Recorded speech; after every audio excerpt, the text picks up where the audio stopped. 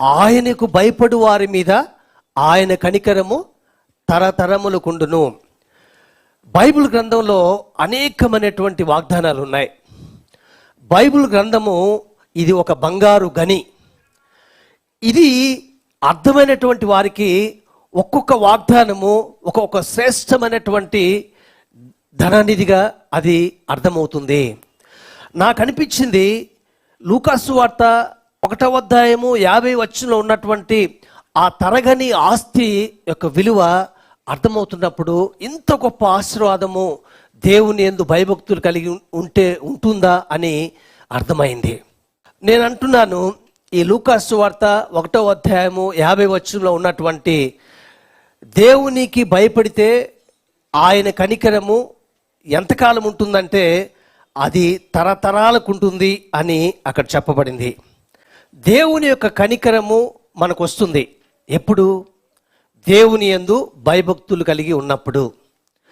దేవుని కనికరము మనకు వస్తే మనకు వనగూర్చేటటువంటి లేకపోతే మనం పొందుకునేటువంటి ఆశీర్వాదం ఏంటి అని మనము చూసినట్లయితే, యేసుక్రీస్తు ప్రభువారు ఈ భూలోకంలో ఉన్నప్పుడు ఆయన కొంతమందిని స్వస్థపరిచేదానికి ముందుగా లేకపోతే అద్భుతాలు చేసేదానికి ముందుగా ఆయన వారి మీద కనికరపడినట్లు మనం చూడగలం.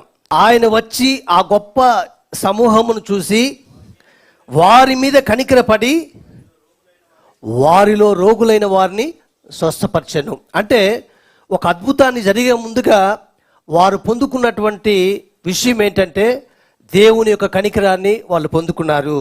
మరొక మాట, అంతటా యేసు శిష్యులను పిలిచి,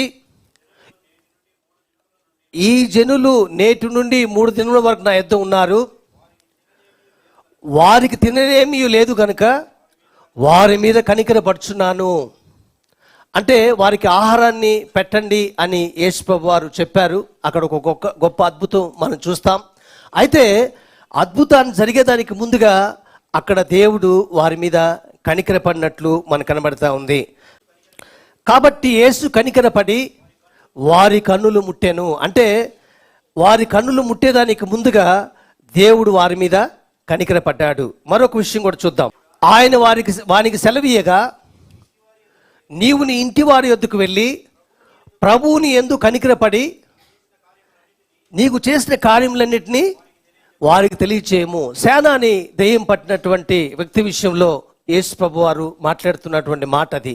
ఆయన ఏమంటా ఉన్నాడు, నీవు స్వస్థపరచబడ్డావు, నీవు దేవుని దగ్గర నుంచి అద్భుత కార్యాలు పొందుకున్నావు. దేన్ని బట్టి అంటే యేసు ప్రభువారు ఆయన మీద కనికరపడ్డాడు కాబట్టి. ఇక్కడ నేను ఏమి చెప్పాలని ప్రయత్నం చేస్తూ ఉన్నానంటే, దేవుని కనికరము ఎవరైతే భయపడతారో వారి పిల్లలకి జనరేషన్ నుంచి జనరేషన్కి అది ఉంటుంది. అయితే కనికరంలో ఉన్నటువంటి ఒక గొప్ప ఆశీర్వాదం ఏంటంటే, మన జీవితాల్లో ఉన్నటువంటి సమస్య కానివ్వండి, మన పిల్లల జీవితాల్లో ఉన్నటువంటి సమస్య కానివ్వండి, లేకపోతే ఏదైనా మనం వెళ్తున్నటువంటి సమస్య పరిష్కారం కావాలి అని అంటే, అద్భుతం జరగాలి అని అంటే, మనకున్నటువంటి ఆ కష్టాల నుంచి మనం బయటపడాలి అని అంటే మనం దేవుని యొక్క కనికరాన్ని సంపాదించుకోవాలి. ఒక్కసారి దేవుని కనికరాన్ని మనం సంపాదించుకున్నట్లయితే సమస్య తప్పకుండా పరిష్కారం అవుతుంది. ఇక్కడ రాయబడినటువంటి మాట ఎంత గొప్ప ఆశీర్వాదం అంటే, మనం ఉన్న మన పిల్లలు నెక్స్ట్ జనరేషన్ని మనం చూడగలం, ఒకవేళ వారి పిల్లల్ని మనం చూడగలం. అయితే పిల్లలని తర్వాత ఒక 2-3 తరాల తర్వాత మనం చూడలేము. మనం చూడలేకపోయినా మనం చూడలేనటువంటి మన జనరేషన్కి, మన తరాలకి ఒక గొప్ప తరగని ఆస్తిని మనం ఇచ్చి వెళ్ళేటటువంటి గొప్ప ఆధిక్యతని దేవుడు మనకు లూకాసు వార్త 1వ అధ్యాయము 50 వచనంలో ఆయన మనకిచ్చాడు. ఎంత గొప్ప ఆశీర్వాదం అది. మనం ఈరోజు ఉంటాం, రేపు ఉండకపోవచ్చు. అయితే మనం జీవించినటువంటి దేవుని యందు భయభక్తులు కలిగినటువంటి ఆ జీవితం ద్వారా మనం సంపాదించి పెట్టినటువంటి ఆ తరగని ఆస్తి, దేవుని కనికరము అనేటువంటి ఆస్తి వాళ్ళ జీవితాల్లో ఉంటే వాళ్ళ జీవితాలు బాగుపడవా? వాళ్ళ జీవితాలు ధన్యకరమైనవి కావా? కాబట్టి తల్లిదండ్రులుగా, పెద్దలుగా మనం నేర్చుకోవాల్సినటువంటి మాట ఏంటంటే, మనము దేవుని యందు భయభక్తులు కలిగినటువంటి జీవితాన్ని జీవించాలి. బిల్లీ గ్రహం గారు ఈ విధంగా అన్నారు, the greatest legacy one can pass on to once children and grand children.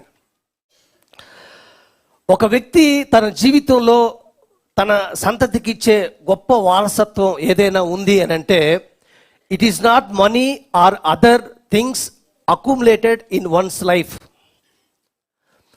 ఒక వ్యక్తి తన జీవితంలో సంపాదించినటువంటి డబ్బు కాదు, లేకపోతే ఇతర వస్తువులు కాదు, కానీ but rather A legacy of character and faith అని ఆయన చెప్పాడు.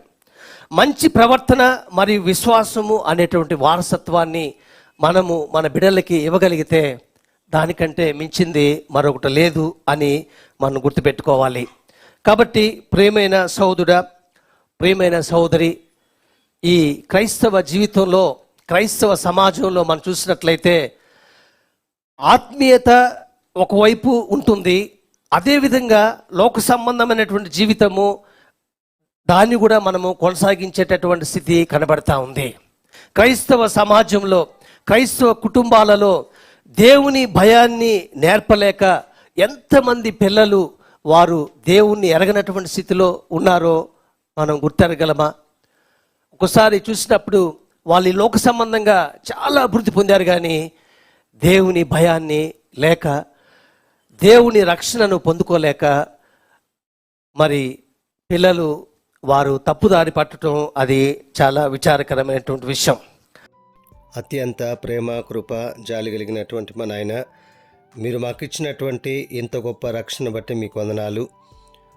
లూకాసు వార్త 1వ అధ్యాయము 50వ వచనంలో ఇవ్వబడినటువంటి వాగ్దానం ప్రకారము మీ యందు భయభక్తులు కలిగిన జీవితాలు మేము జీవించి తరతరాలకి నాయన మీ కనికరాన్ని పొందుకునే భాగ్యం మాకు దయచేయండి. అదేవిధంగా అనారోగ్యంగా ఉన్నవారిని స్వస్థపరచండి.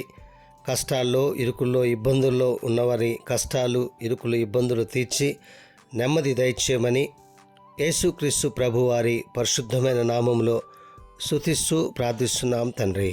ఆమేన్.